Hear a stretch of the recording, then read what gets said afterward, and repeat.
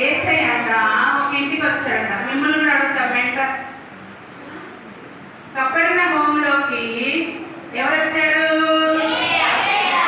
ఎక్కడికి వచ్చాడు? ఒక ఇంట్లోకి వచ్చాడు. యేసయ్య వచ్చిన వార్త అంట గొల్లచెర్ల. సపోజ్ గొల్లచెర్లకి యేసయ్య వచ్చాడు అనుకోండి. గొల్లచెర్లకి యేసయ్య ఫలానా జీసస్ క్రైస్ట్ ఎల్ షదై మినిస్ట్రీలోనికి యేసయ్య వచ్చాడని తెలవగానే ఈ పక్కన 18 దండాలు, ఆ పక్కన ఎదురుగా మైపాడు మొత్తం ఏమైపోయిందంట? తెలిసిపోయిందంట. తెలిసిపోగానే ఊరుకుంటారు పిల్లలు యేసయ్య చూడాలని. చాలా మంది ఏం చేశారంట?